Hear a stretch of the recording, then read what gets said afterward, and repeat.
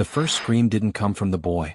It came from the receptionist when the glass doors flew open and a barefoot child stumbled into the marble lobby, panting, clutching a plastic bag like it held his whole life. 2 security guards moved at once. Meetings paused. Phones stopped ringing. On the 32nd floor, where everything smelled of polished wood and power, a child with dust-white feet and a torn blue t-shirt crossed the line no one crossed. "Please," he cried, voice scraping the ceiling. "I need to see Mr. King now. I need a job. I can do anything, please, my mom is dying." Everyone heard the name. Mr. Marcus King. The millionaire. The man whose portrait smiled down from a foyer wall, hands folded, suit as dark as the river at night. He was in the boardroom behind tinted glass, leading a call about a new logistics hub. Numbers were dancing on a screen when the child's voice cut through like a bell in Harmattan. Security reached the boy. He didn't fight. He held his ground and held up the plastic bag. From it he pulled a packet of papers, folded and smoothed so many times the edges had gone soft. Bills. A doctor's letter. The word oncology glared like a warning light. A pharmacy receipt listed medicines no one in that lobby could pronounce without training. "I can sweep floors," the boy said. "Wash plates. Run errands. Please, I will not steal. I only want my mama to live." A whisper passed along the corridor like wind through dry leaves. Someone lifted a phone to record. Another whispered, "Who let him up here?" The receptionist, bright nails, calm face, had already pressed the panic button under her desk. Inside the boardroom, Marcus slid his eyes from the figures on the screen to the open door. He was African American, broad-shouldered, beard neatly lined, a Lagos-made pin on his lapel, an outline of the continent in brass. He had built his life from the bones of stubborn days, had flown between Atlanta and Lagos until the 2 cities braided inside him. He was the kind of man people expected to be unshakable. Still, when he saw the boy, he felt something old move in his chest like a lock remembering a key. "Pause the call," he said, and the room obeyed. He stepped out. The lobby seemed suddenly too bright. The boy was thin, maybe 10, maybe 12, it was hard to tell because hunger can hide ages. His hair was cropped close. His eyes were too serious for his size, lit with a wild courage that made adults uncomfortable. "What is your name?" Marcus asked, voice low. "Malik," the boy said, swallowing. "Sir, I'm sorry. I came from the bus stop. I walked." The security downstairs said to go away, but I waited till someone opened the gate. "Please, I don't want money. I want work. My mother is..." His voice broke. He pressed his lips hard, the way children do when they're determined not to cry. A chorus of professional impatience gathered at the edges. The COO, a tall woman in a gray dress, checked her watch. The PR manager did quick math on the headlines this could become. The head of HR folded his arms in the universal gesture of policy. "Who is your mother?" Marcus asked. "Her name is Amara," the boy said. "Amara Daniels. We live in Makoko by the water. She cleans fish at Mama Chidinma's stall. The doctor at the general hospital said the medicine is expensive and if we don't get it this month," he glanced down at the papers. "I can sweep. I can carry boxes. I can wash cars. Please, sir." "Mr. King," the head of HR said gently, eyes on the lawyers in his memory, "we can arrange for CSR to direct him to a partner NGO. It's the proper channel." Marcus kept his eyes on the child. "Who brought you here, Malik?" "No one," Malik said. "I followed the buses. I asked people how to find the big building with the man in the shiny car on a poster. I asked for the one they call King." "Sir," said the PR manager, already seeing the video's caption in her mind, "we should move this." Marcus nodded. "Let's move it." He turned to the guards. "No rough hands. He is my guest." A quiet rolled through the lobby. People rearranged their faces. The guards eased their grip. Malik's shoulders dropped a little, like rain easing after a long noon. They led him to a smaller meeting room with an oval table and a bowl of green apples that never seemed to get eaten. Marcus sat across from the boy. He offered an apple. Malik shook his head. Marcus pushed a glass of water across the table. Malik looked at his bare feet as if ashamed to place them on the company's carpet. "Tell me about your mother," Marcus said. Malik's words came careful, like someone crossing a stream on stones. "She wakes early. She sings when she thinks I'm asleep. Beginning of the year she started losing weight. At first she said it was stress. Then a lump. She didn't want to worry me. When I saw the blood I took her to the hospital. The doctor said we came late but not too late. There's a medicine. It is big money." He unfolded the papers and slid them forward as if handing over a passport at a border. She told me to stay in school. But how, sir? If she goes? His throat closed. He stared at the apple bowl, willing himself steady. The COO spoke from the doorway. Mr. King, the call is waiting. Marcus didn't move. Malik, why me? There are many offices between the bus stop and here. Because. The boy reached into the plastic bag again and pulled out a small photo, creased and faded. A teenage girl near a mango tree, her arm around a boy wearing a faded red wristband. The boy in the photo was impossible to mistake if you knew Marcus King as a younger man, eyes like a storm trying to behave. Malik pushed the photo across the table. Mama said if I was brave enough to speak, you would remember the red wristband. Marcus's pulse flicked like a jump rope. He glanced down at his left wrist out of habit. He didn't wear it anymore, not in years, but sometimes he felt the ghost of it, the fraying band that had once been his luck and his promise, the one given to him the night he and a girl named Amara swore to become more than their block, more than their corners, more than what the city thought of them. The CO's voice softened. Marcus. He didn't answer. He picked up the photo. Memory rose like heat from the road. A mango tree. Laughter that kept the mosquitoes away. A girl with the kind of courage you borrow by standing beside her. He had lost touch when his life changed zip codes and altitudes. Some doors you close so you don't drown in the draft. Where did you get this? Marcus asked. It is Mama's, Malik whispered. She kept it in the Bible. The old one with a cracked spine. She told me, if I ever saw this man again, if I ever saw the boy who wore a red wristband and dreamed too loud, I should not be afraid. Silence sat down with them. Marcus breathed in. He could smell the river, even hear above the traffic, the insistent scent of water finding its way. The room seemed to tilt, not in a frightening way, but the way a story tilts when it remembers where it began. Mr. King, HR said quietly from the door, we can offer immediate referral, a small grant and… Marcus lifted a hand. The HR director stopped. The gesture wasn't rude, it was final. How old are you, Malik? Marcus asked. 11, Malik said.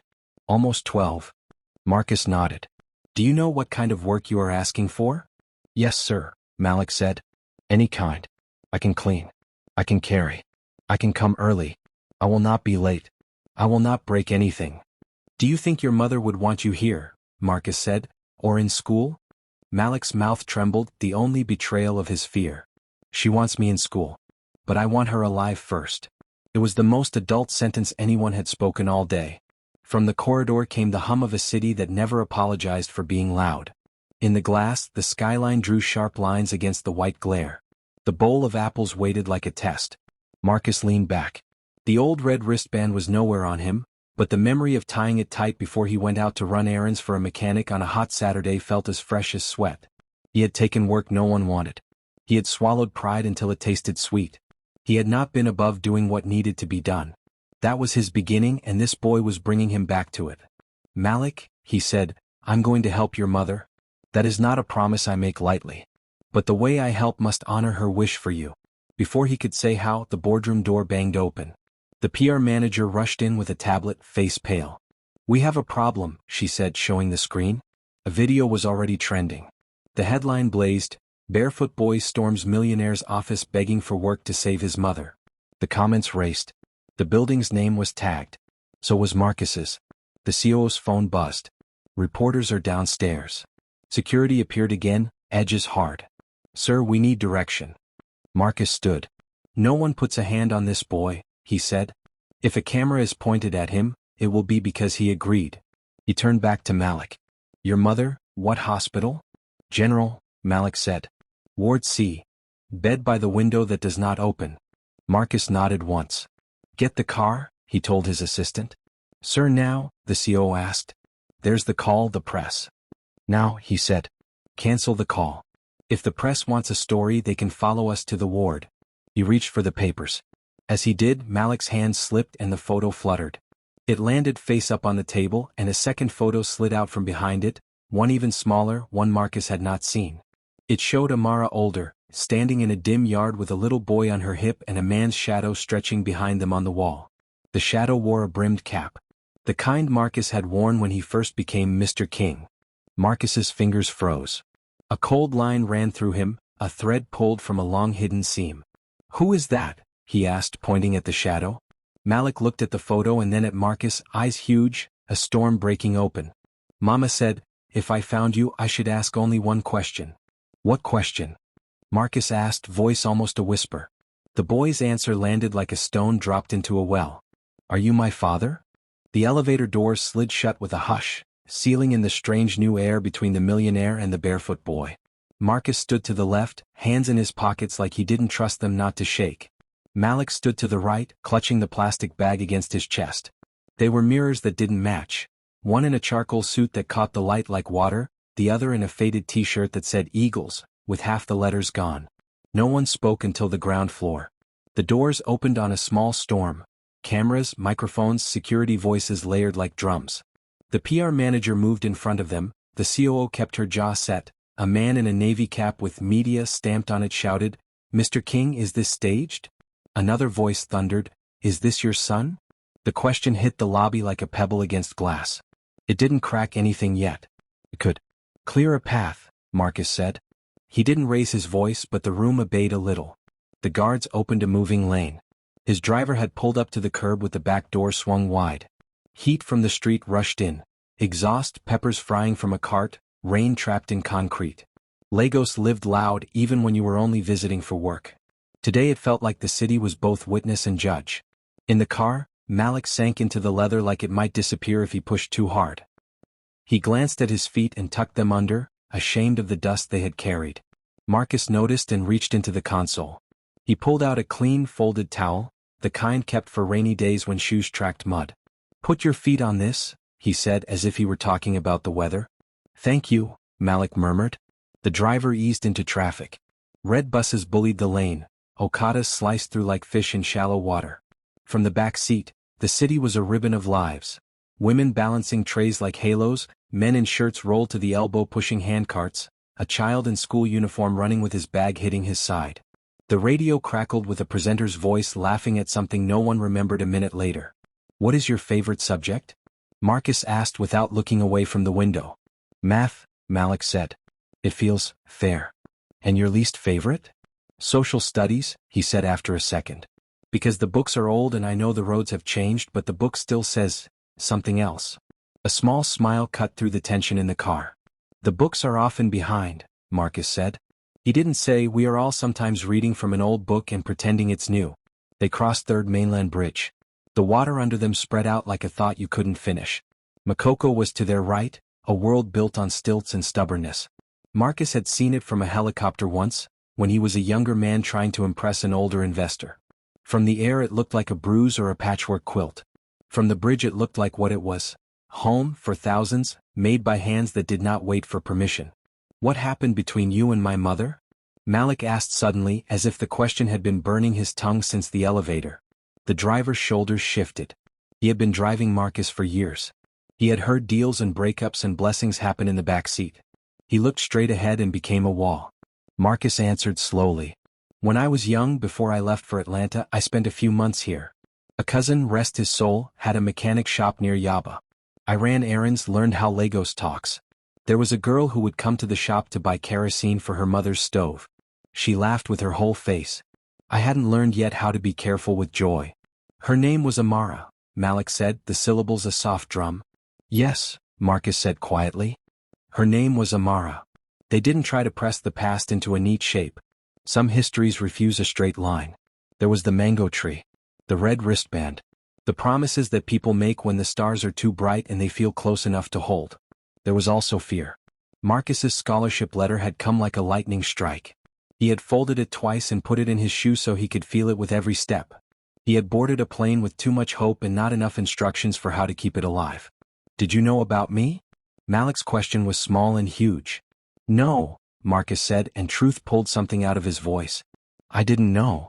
Malik nodded slowly. He looked out his window toward the water, where boys his age paddled low canoes with long poles as if pushing the world along. At the hospital gate, a policeman waved them through after recognizing the car and then realizing it was not a governor inside. In the corridors, paint peeled like old stickers. A woman in a green nurse's dress moved with a speed that came from practice. A waiting room television showed a gospel choir and a crawl of headlines. Someone had taped over the volume button, not to lower it, but to hold it up. Ward C smelled of disinfectant and worry. Beds were pushed closer than any architect would write down. A window that did not open framed a slab of sky the color of wet paper. On a bed near that window, a woman lay on her side, thin and fierce-looking in sleep, head wrapped in a cloth that had once been red. Even with her eyes closed, you could see the courage in the set of her mouth. Time had pressed lines at the edges, but the map was the same. Malik didn't run. He walked quickly and stopped at the bed like someone arriving at a shrine. "Mama," he whispered, hand hovering above her shoulder as if touch might break something sacred. Her eyes opened immediately. There are sleeps that are only pauses. She saw the boy first. Relief softened her face. Then she saw the man behind him, and relief froze into recognition so fast it hurt to watch. "Marcus," she said, voice raw from a dry throat. She didn't ask a question. She said his name the way you say a word you don't use every day but never forget how to pronounce. "You grew into your name."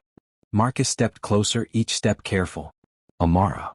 The nurse at the foot of the bed looked from one to the other and then down at her clipboard, suddenly interested in very old notes. The PR manager hovered at the door and then wisely slipped back into the corridor. The COO stood square and watchful, already calculating how to protect a company and, maybe by accident, a life. Amara tried to sit. The nurse moved to help and Marcus reached out at the same time. Their hands nearly touched. Both pulled back and then both laughed once, low and brief, at the old dance. "Don't get up on our account," Marcus said. "Always the good boy," Amara murmured, eyes bright. "Always polite even when the world forgot its manners." The doctor came in, a man with kind eyes and a shirt that didn't fit the way it wanted to. He looked like he had too much to do and not enough day to do it. "Mr. King," he said, nodding, "I heard you were on the way. We're doing what we can with what we have." "What do you need?" Marcus asked. "To start," the doctor said, "we need the medications on this list. And we need to move her to a bed where the window opens."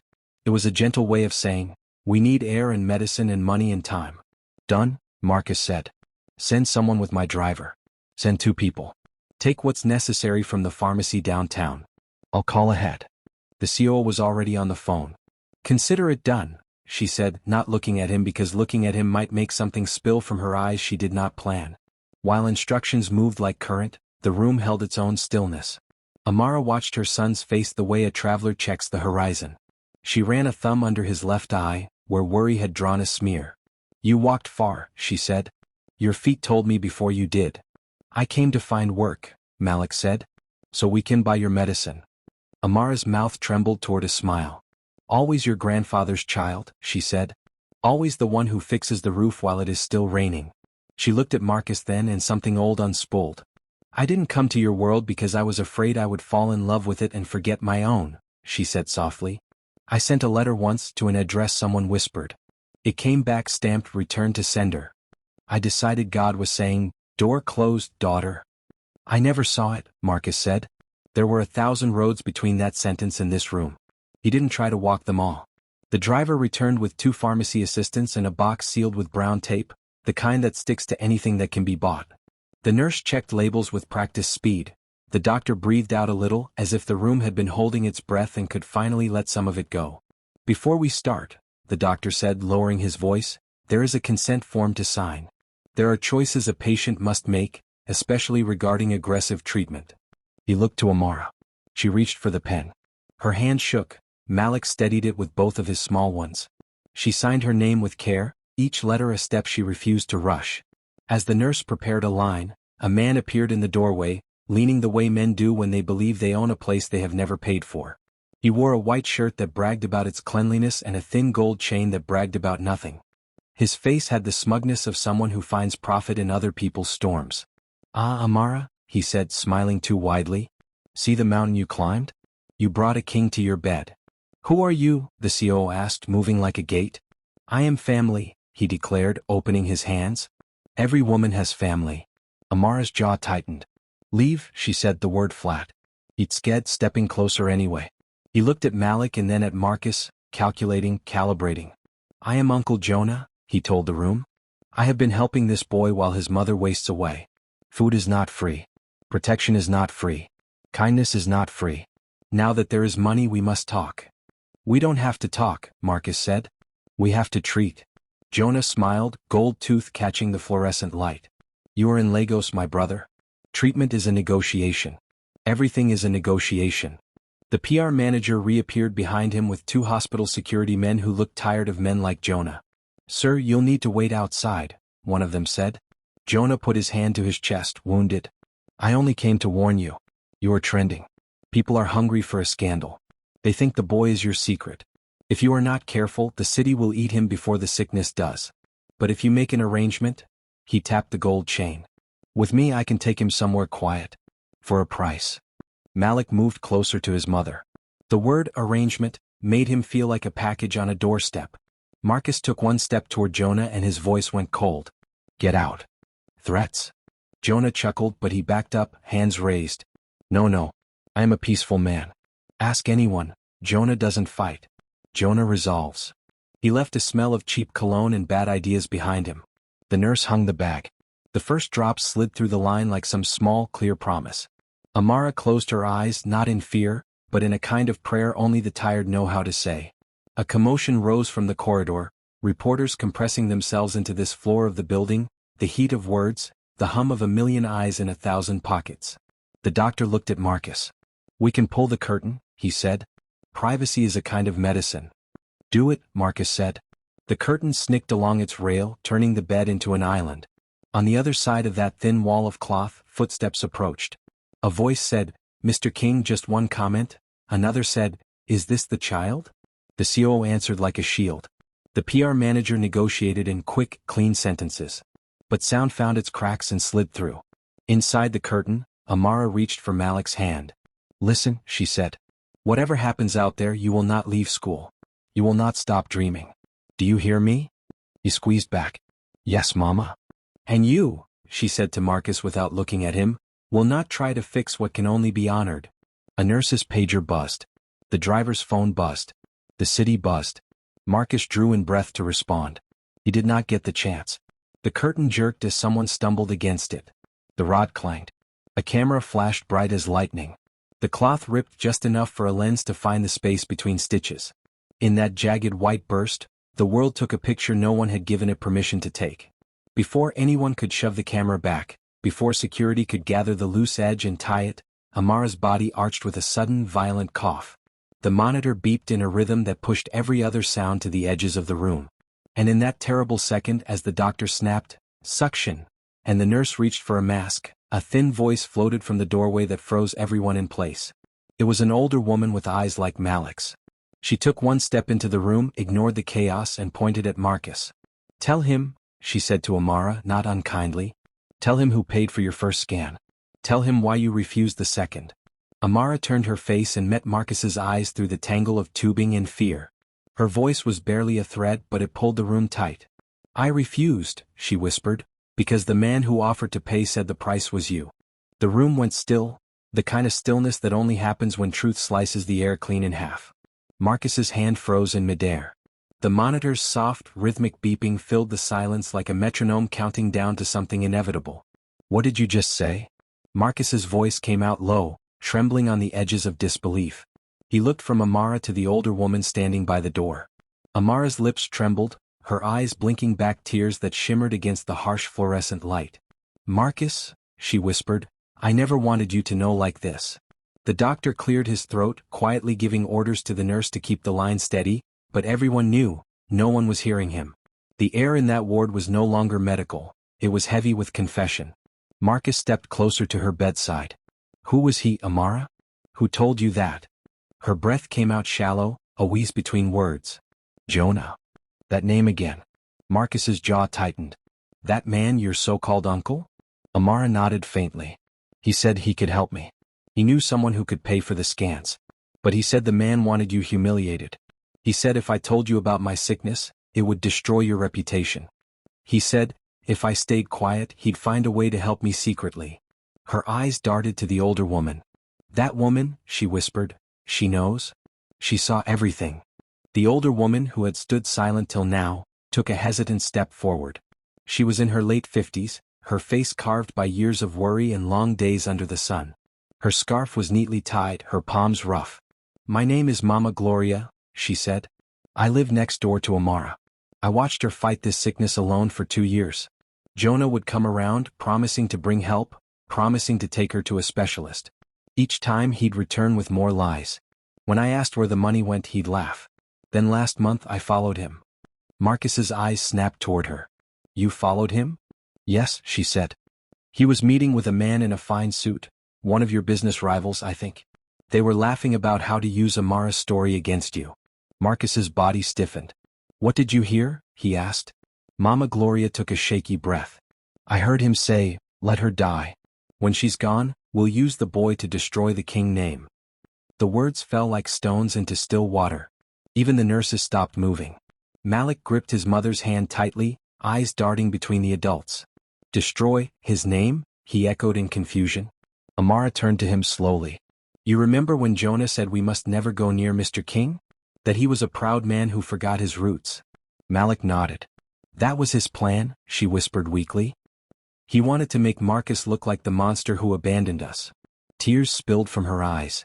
I never hated you, Marcus, she said. I kept our secret because I was trying to protect what was left of you. The world you live in now, it's cruel. It eats stories like ours for breakfast. Marcus's throat tightened. And what about you, Amara? What about the truth? She smiled faintly, lips trembling. Truth doesn't always save people, Marcus. Sometimes it only makes the pain louder. He turned away, his chest rising and falling heavily. His reflection in the hospital glass looked like a man being stripped bare. Years of boardrooms, polished speeches, corporate armor, all of it meant nothing now. He took one step toward the door and then stopped. That man Jonah, he's going to answer for this. He turned to his COO, who was already on her phone. Find him. I don't care if he's hiding in a rat hole under this city, bring him to me. The COO nodded grimly. Consider it done, sir. Marcus looked back at Amara, his tone softening. You shouldn't have carried this alone. She managed a weak laugh. Marcus, you were halfway across the world. You belonged to skyscrapers and I belonged to survival. Then her face grew serious again. But you came back, and now my boy has hope again. Malik's small voice broke through the thick silence.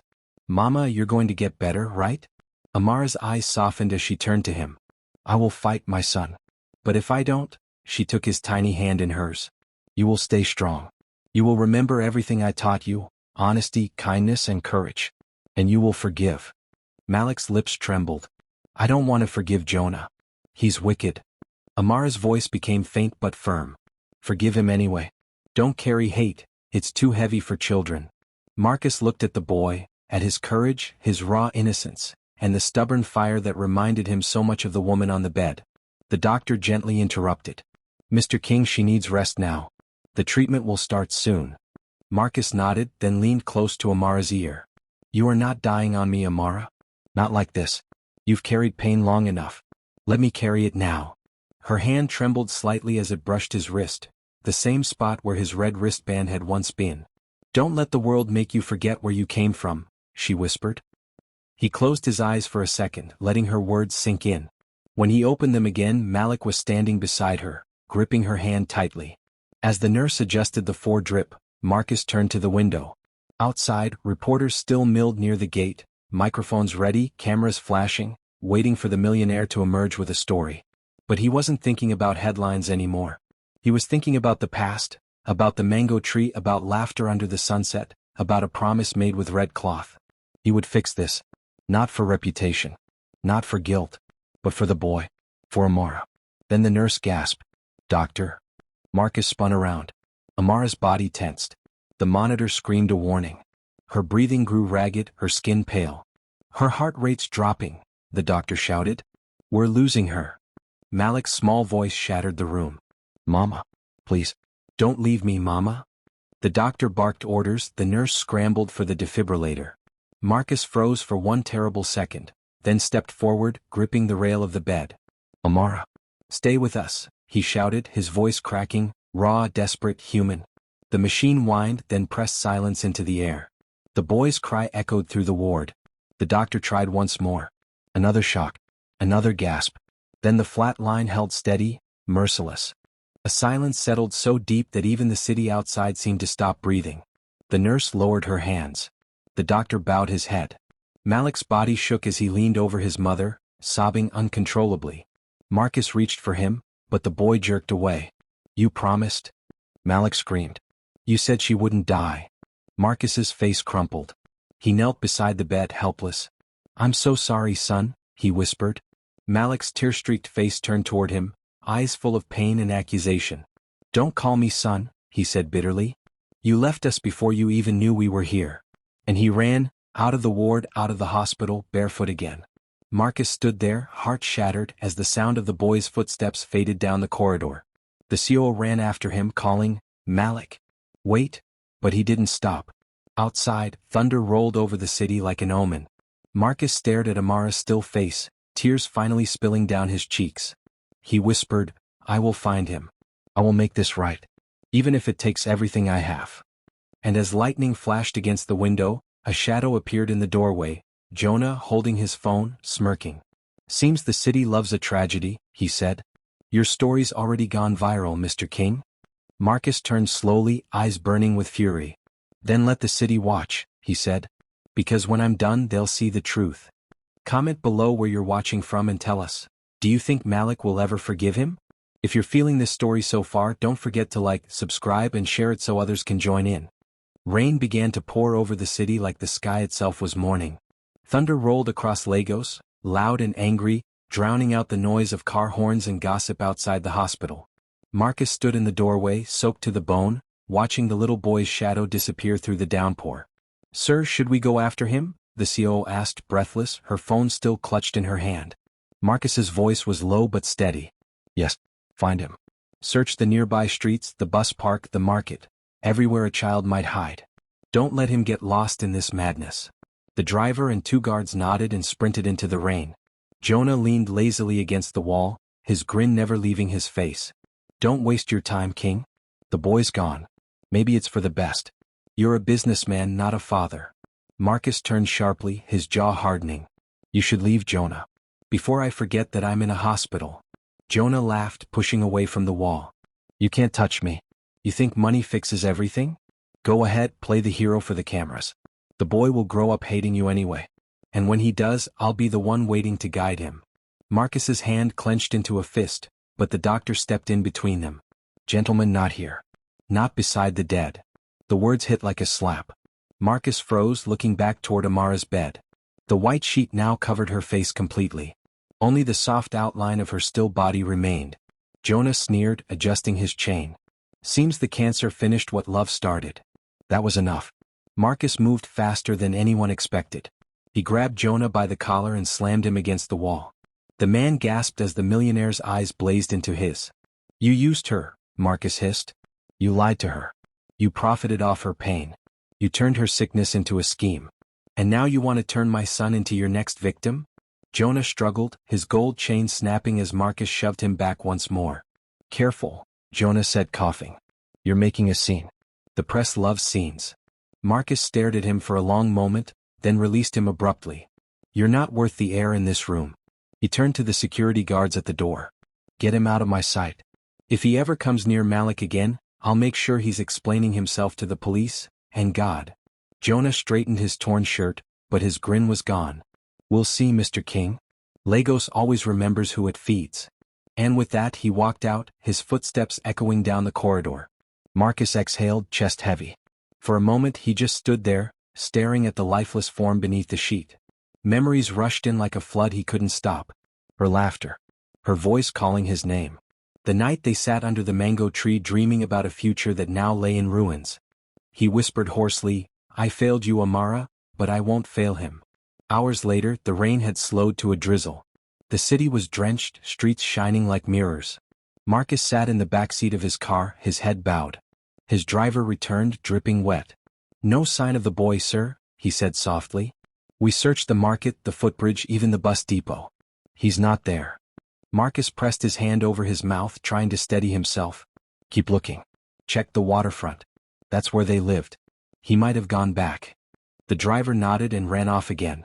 The COO sat beside Marcus, hesitating before she spoke. Sir, this story is spreading fast. The media's already calling it the barefoot boy and the millionaire. They're painting you as the heartless CEO who drove his lost family away. Marcus gave a bitter chuckle. That's what people love most, a villain. Should I release a statement? No, he stared out at the wet streets. Not yet. Words mean nothing right now. I'll find Malik. When I do, the truth will speak for itself. The COO nodded slowly, seeing something different in his face, not the composed executive she knew, but a man haunted by regret and burning with purpose. Down by the edge of Makoko, Malik sat under an old wooden shelter beside the lagoon, knees drawn to his chest. The rain had soaked his clothes, his small frame shivering in the cold. He had run until his legs ached, until the city blurred into noise and water. Now he sat staring at the dark water, tears mixing with the rain. A fisherman passing by slowed down his canoe and called out, "Boy, what are you doing there? You'll catch cold." Malik didn't answer. The man frowned and rowed closer. "You look hungry. Come, I'll take you home." But Malik shook his head. "I don't have a home anymore." The fisherman sighed. "Everyone has a home somewhere, my boy. Even if it's just in someone's heart." Malik looked away, clutching the plastic bag he still carried. Inside, the wrinkled papers, the hospital bills and the photo of his mother, were soaked but still intact.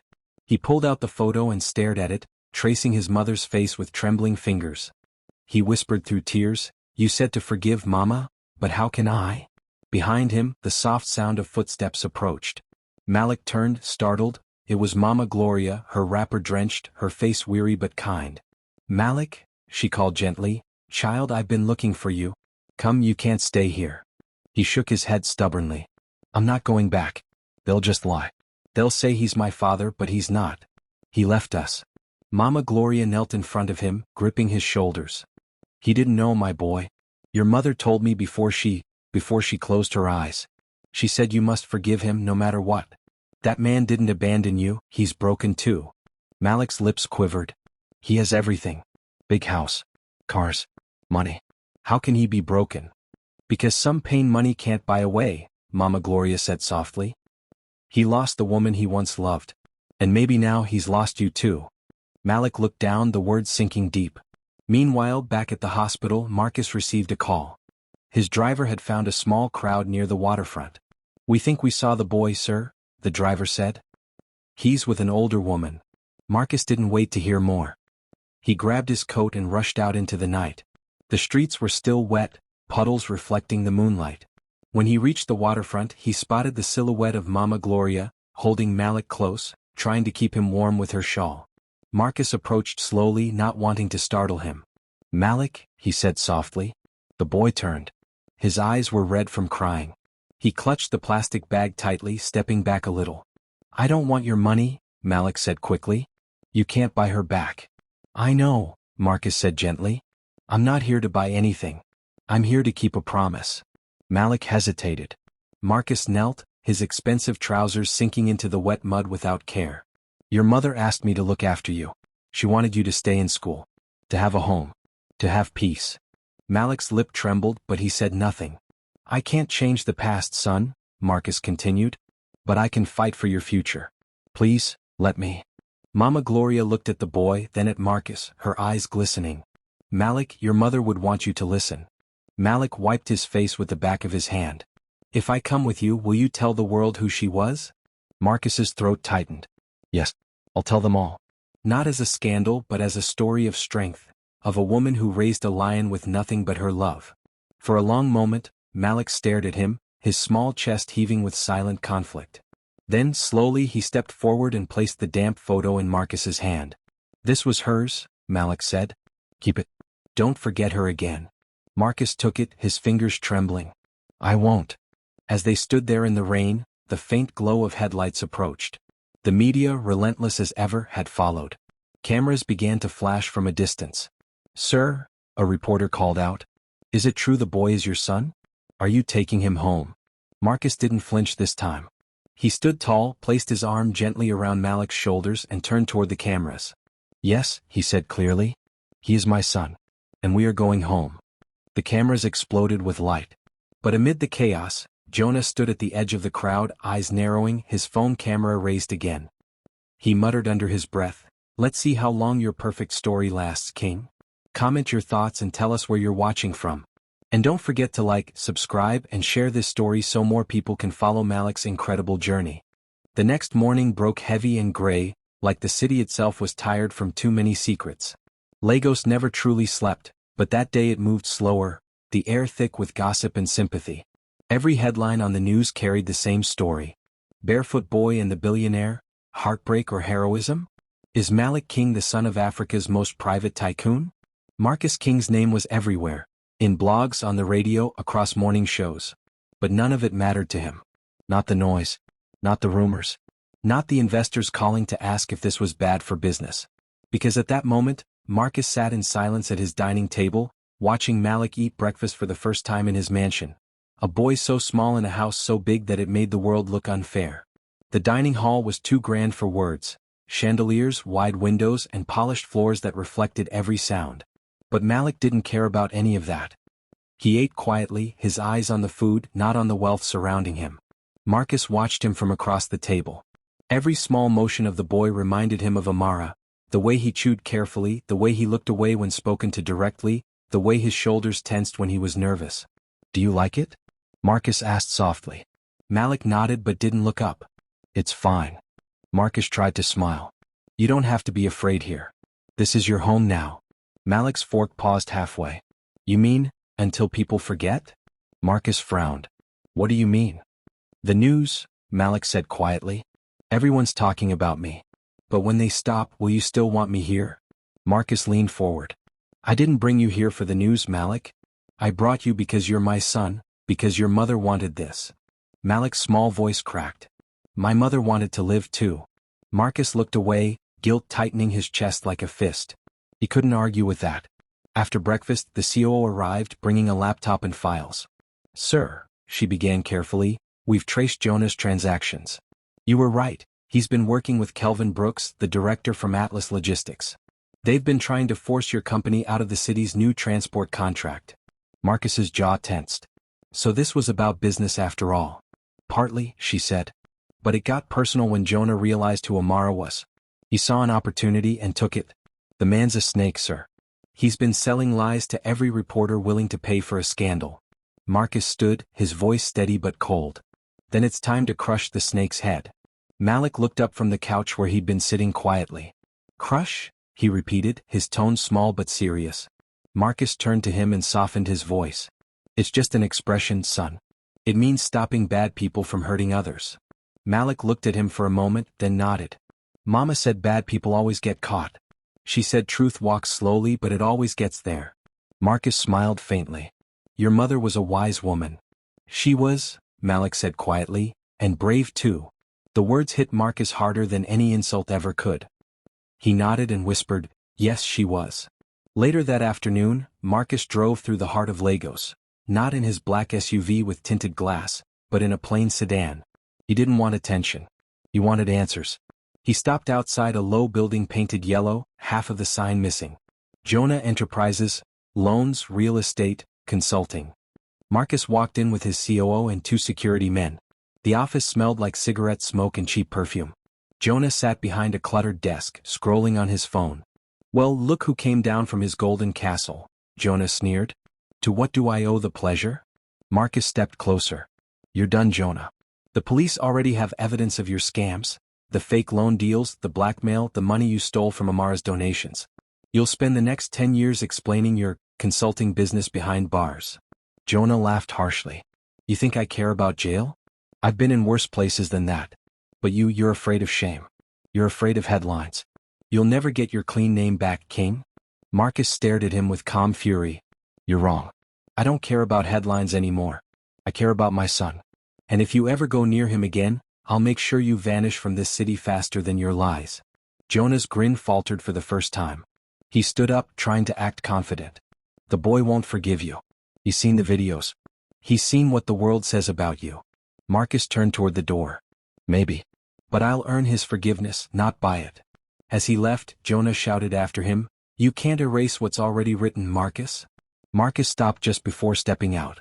Without turning, he said, "No. But I can write the ending myself." That evening, Marcus found Malik sitting alone on the mansion's balcony, watching the sunset turn the sky gold and purple. He walked over quietly and sat beside him. "Beautiful view, isn't it?" Malik shrugged. "It's okay." Marcus smiled faintly. "You don't like sunsets?" "I do," Malik said. "But it feels lonely when you're the only one watching it." Marcus was silent for a moment. "You're not alone anymore, Malik." Malik turned his head slightly. "You say that like it's easy." "It's not," Marcus admitted. It's hard. It means learning to trust again, and I know you've been hurt too many times already. But I want to earn that trust. Malik looked down at his hands. Mama trusted people too. And look what happened. The pain in his voice twisted something deep inside Marcus. He reached into his jacket pocket and pulled out a small red wristband, faded but still holding its color. This belonged to me, Marcus said softly. Your mother gave it to me when we were young. She said, if you ever forget who you are, this will remind you. He placed it gently in Malik's palm. Now it's yours. Malik looked at it for a long time, then closed his hand around it. I'll keep it, he said. Marcus smiled faintly, but before he could speak again, the gate buzzer rang downstairs. The security guard rushed in breathless. Sir, there's a crowd outside. Reporters, cameras, some angry people too. Marcus frowned. Angry? Yes, sir, the guard said. Someone posted a new video online. They're saying you caused Amara's death, that you left her to suffer while you lived in luxury. Marcus froze. Who posted it? The guard hesitated. Jonah, sir. Malik's eyes widened. He's lying again. Marcus nodded grimly. Yes. But this time we fight lies with truth. He stood and looked at Malik with quiet determination. Tomorrow we tell our story, together. Malik blinked. Our story? Yes, Marcus said. Your mother's truth. My mistake. And your courage. He placed a hand on Malik's shoulder. No more hiding. Lagos will see who we really are. As the thunder rolled again in the distance and flashlights glowed beyond the gate, Marcus felt something shift inside him, not fear but resolve. This time he wasn't defending a company. He was defending a legacy. A promise. A boy. And somewhere deep down he felt Amara's voice in the wind whisper, don't forget where you came from. He looked up at the stormy sky and whispered back, I won't. Drop your answer in the comments and tell us where you're watching from. If you've been moved by Malik's bravery, don't forget to like, subscribe, and share this story. The next chapter will reveal the emotional broadcast that shakes the entire city. The next morning dawned bright but uneasy. The storm had passed, yet the city still buzzed with tension. Lagos newspapers screamed with fresh headlines. Marcus King breaks silence, press conference today. Barefoot boy and billionaire, the city holds its breath. By 9 a.m., the courtyard of King Industries was filled with journalists, camera lights, and curious onlookers. Everyone wanted to see if the mighty CEO would finally tell the truth, or hide behind more carefully written statements. But Marcus had made up his mind the night before. This was no longer about damage control. It was about setting the story straight, about giving Amara's name the honor she deserved and letting Malik's courage shine before the world. Inside the mansion, Malik stood nervously by the mirror, wearing a clean white shirt and black trousers that fit him awkwardly but made him look older than his 11 years. His little hands fidgeted with the buttons as Marcus knelt to adjust his collar. You ready, champ? Marcus asked quietly. Malik bit his lip. What if they ask bad questions? Marcus smiled faintly. Then we answer with truth. Remember what your mother said, truth walks slowly but it always arrives. Malik nodded. Will they stop saying bad things about you? Marcus paused. Maybe not all of them. But people will see who your mother really was. That's what matters. Malik looked down. Can I hold her picture? Yes, Marcus said softly. Hold it close. Today she'll speak through us. The courtyard erupted in flashes when they stepped out.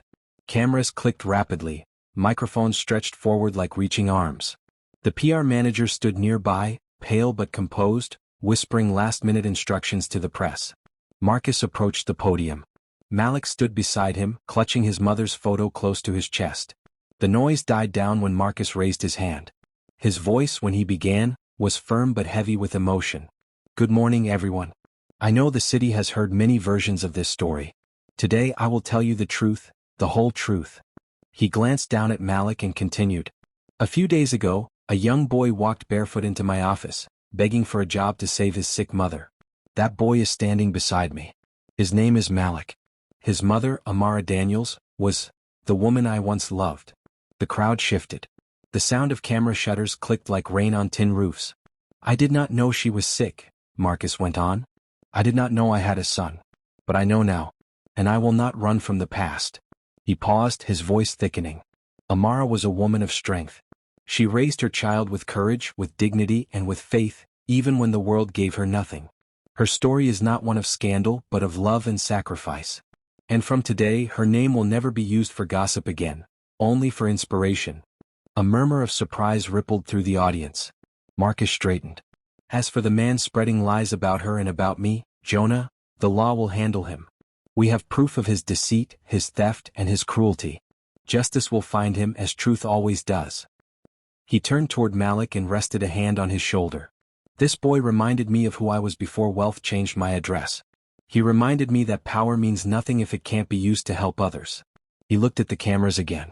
So today I am launching the Amara Foundation, a charity to support single mothers battling cancer and children in need of education. This is not charity for fame. This is responsibility. This is redemption. The journalists erupted with applause. Some clapped because they meant it, others because it made good television. But in the crowd, Malik's eyes shimmered with tears. Marcus leaned down and whispered, "She's proud of you." Malik whispered back, "She's proud of you too." As the press conference ended, a group of schoolchildren from a nearby public school, invited by the foundation, gathered at the gate, holding hand-painted signs that read, "Thank you, Mr. King.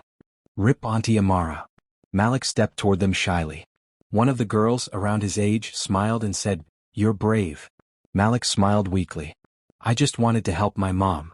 Another boy said, "She'll see you from heaven. My dad says heaven has good internet." That made Malik laugh, really laugh, for the first time since his mother's death. Marcus watched from a few feet away, his heart heavy but hopeful. By afternoon the story had shifted. The same outlets that once called him heartless now ran headlines that read, "Marcus King turns tragedy into hope, Amara Foundation launches."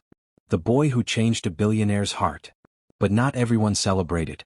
At a dimly lit bar in Surulere, Jonah sat nursing a cheap drink, his face twisted in anger as he scrolled through the news on his cracked phone. He slammed it on the table. He turned it around. The fool turned it around. His friend, a man with a scar across his cheek, leaned over. "What will you do now, Jonah?" Jonah smirked slowly. "He thinks it's over. But I have something he doesn't." He reached into his pocket and pulled out a small flash drive. Amara's hospital file. The original one. "It says she didn't die naturally." The friend frowned. "What do you mean?" Jonah grinned, his gold tooth flashing. "Let's just say the millionaire's money moved too fast, and someone at that hospital made a deadly mistake." He sipped his drink. "This time I won't need lies. The truth will destroy him better than any rumor." Back at the mansion, Malik wandered into Marcus's study. It was filled with awards, books, and photos of Marcus with world leaders and celebrities. But one photo now stood apart on the desk, a framed picture of Amara under the mango tree. Malik touched the frame lightly. "She'd like this," he said quietly. Marcus looked up from his paperwork. "She'd like knowing her story will help other mothers." Malik smiled faintly, then hesitated. "Will I have to change my name?" Marcus looked puzzled. "Change your name? Everyone at school will know I'm your son now. They'll treat me different." Marcus stood, walked over, and knelt so they were eye to eye. "You don't have to change anything, Malik. You're not rich or poor, you're strong. You earned your place in this world before you even met me." Malik looked at him quietly. "Will you come to my school when it opens?" Marcus smiled. "I'll be in the front row." They both laughed softly.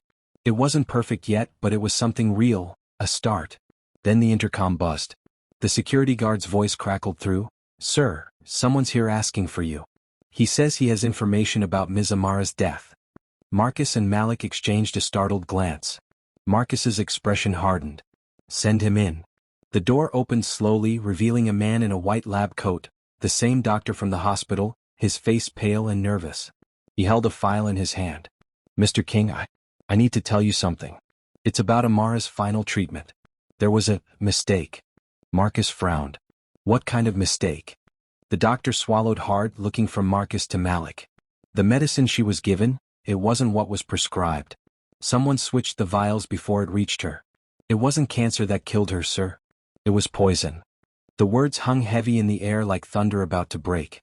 Marcus's face went still, his eyes wide with shock.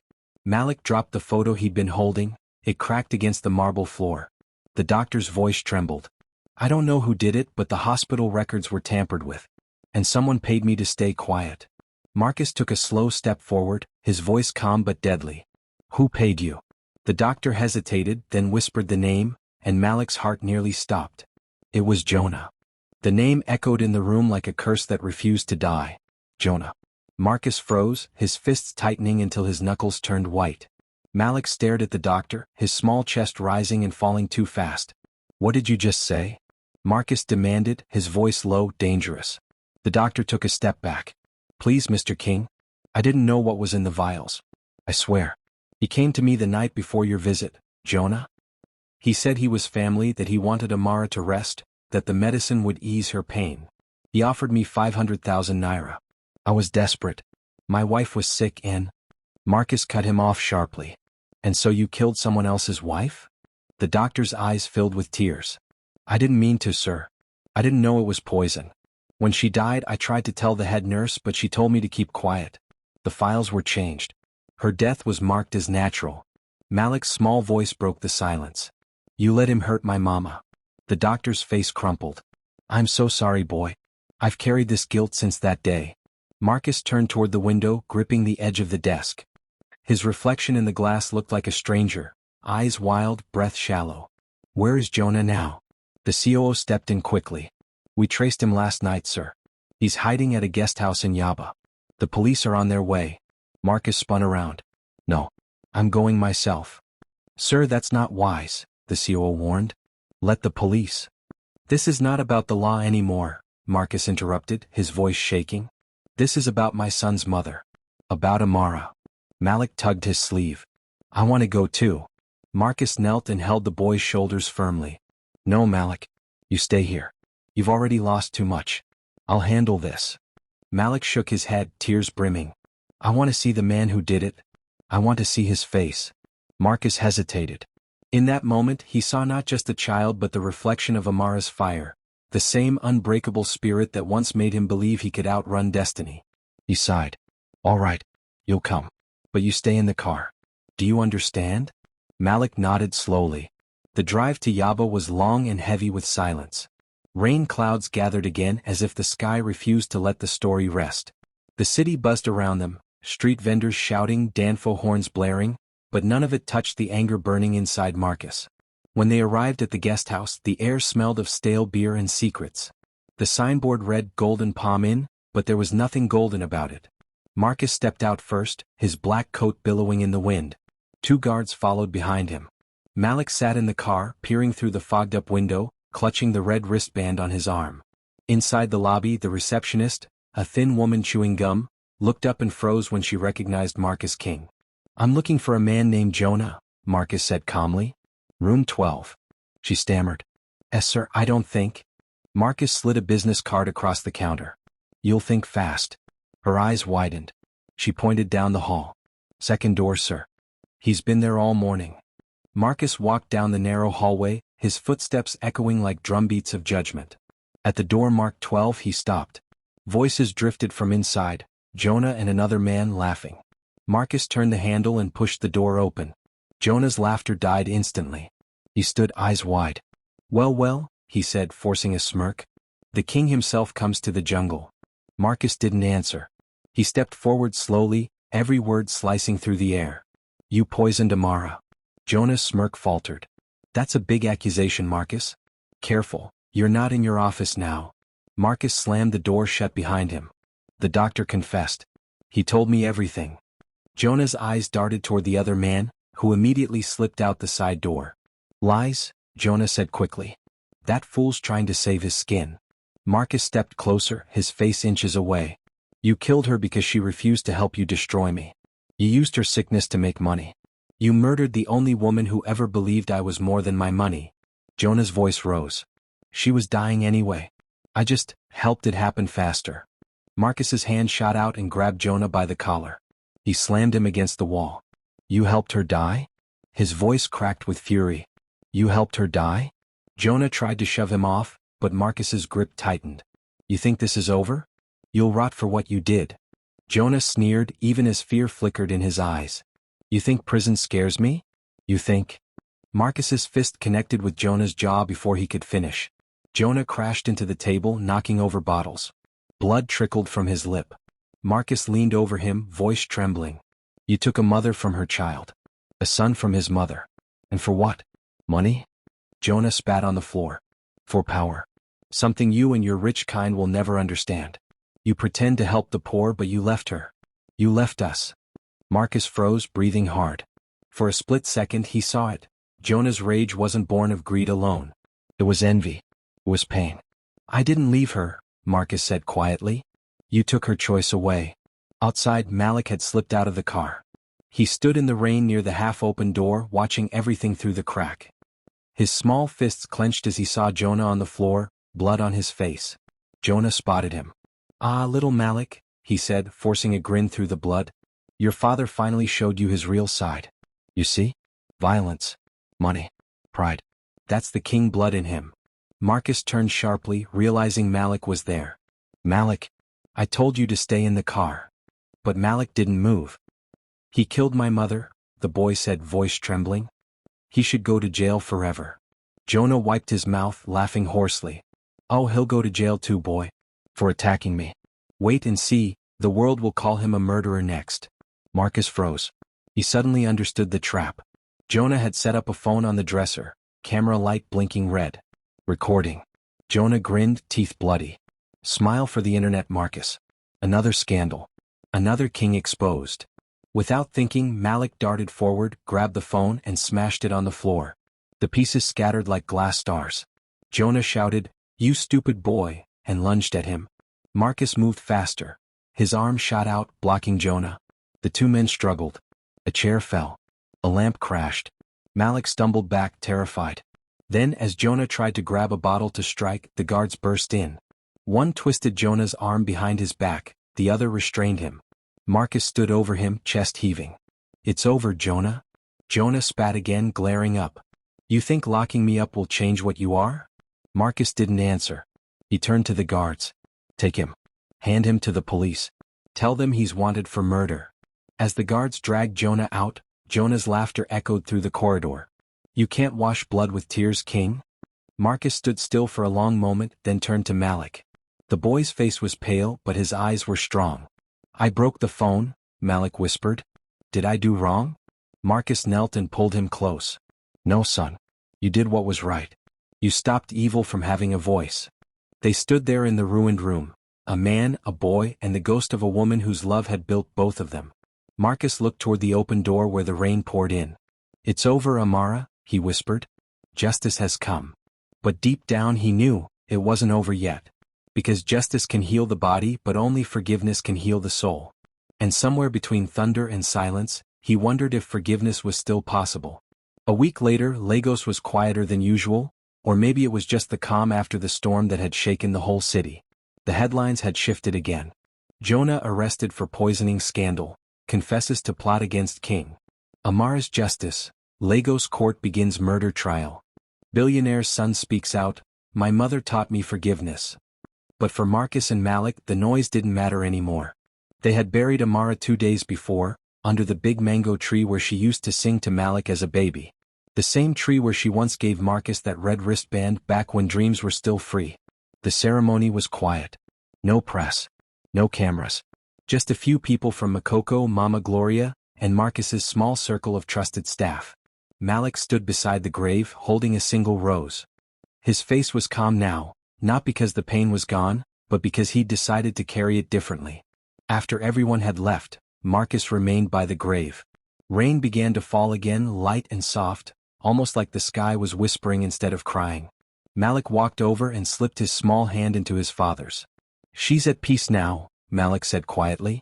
Marcus nodded. Yes, she is. They stood there for a long time, listening to the rain tapping on the leaves. Days later in court, Jonah looked nothing like the man he once was. The gold chain was gone. His arrogance had melted under the weight of evidence and guilt. When the judge read his sentence, life imprisonment, Jonah didn't shout or curse. He just looked up once at Marcus and Malik sitting in the gallery and smiled sadly. Maybe this is my justice, he said before the guards took him away. Malik watched him go, his face unreadable. Outside the courtroom, reporters swarmed again. Mr. King, how do you feel now that Jonah has been convicted? Do you forgive him? Will Malik continue to live with you? Marcus stopped and faced the cameras. Malik stood beside him, quiet but confident. I don't celebrate any man's downfall, Marcus said. Justice is not revenge. It's restoration. Jonah made choices that cost a good woman her life. The courts have spoken and I will let the law finish its work. But forgiveness, that's something the heart must choose. He looked at Malik. And today I choose forgiveness. Malik hesitated, then whispered into the microphone, "Me too." The crowd went silent for a moment. Even the cameras seemed to pause. In a world addicted to anger and outrage, forgiveness was the last thing anyone expected. That evening Marcus took Malik back to Makoko to show him where it all began. The water reflected the fading sun, and children played on wooden planks that floated like hope refusing to sink. "This was my world once," Marcus said softly. "Your mother's too. It's where she learned strength and where I learned to dream." Malik looked around, eyes wide. "It's beautiful, but hard." "Yes," Marcus said. "That's what made her so special. She found beauty even in the hard things." They sat by the water's edge, their reflections dancing with the ripples. "Are we going to stay here now?" Malik asked. Marcus smiled faintly. "No. But we'll build something here. For the mothers who can't afford medicine. For the boys who walk barefoot and still believe they can reach the sky." Malik's eyes lit up. "Like a school?" Marcus nodded. "Yes. And a clinic. We'll call it Amara's place." Malik smiled softly, the kind of smile that carried his mother's spirit. "She would like that." Marcus looked up at the sky, now painted with orange and purple light. "She'd be proud of you, Malik. You walked into my world barefoot and changed everything." Malik turned to him. "You changed too." Marcus chuckled quietly. "Maybe we both did." A few months later, Amara's place opened in Makoko, a small but sturdy building painted cream and green, filled with hope and the laughter of children. On the wall near the entrance was a framed photo of Amara under the mango tree. Below it an inscription read, "For every mother who fought to live, and every child who refused to give up."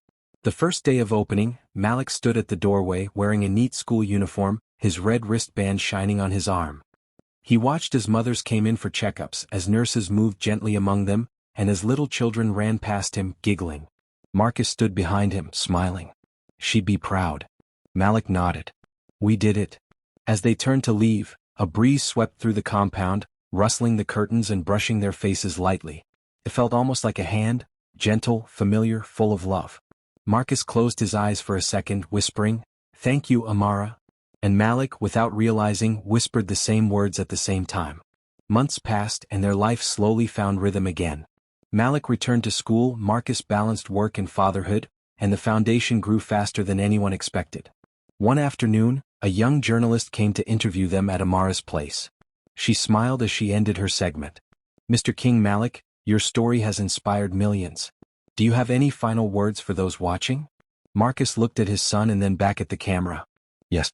Don't wait until you lose everything to remember what truly matters. Love, kindness, courage." Malik added quietly, "and forgiveness." The journalist smiled. "Beautiful words. Thank you both." As they watched her leave, Marcus looked down at Malik. "You know, your story started with you walking barefoot into my office." Malik grinned. "Yeah. Guess I walked into my destiny too." Marcus laughed softly. "You did, son. You did." That night, as the moon rose over the lagoon, Marcus stood alone on the balcony looking at the stars. He held the photo of Amara and whispered, "We did it, Amma. He's safe. He's strong. And your name will live forever." The wind rustled softly as if the night itself replied. And far away, the sound of children laughing at Amara's place echoed across the water. Proof that even the hardest stories can find beautiful endings when love survives. Comment below where you're watching from, and rate this story from 1 to 10. If this touched your heart, please like, subscribe, and share so others can learn from this emotional tale of love, pain, and redemption.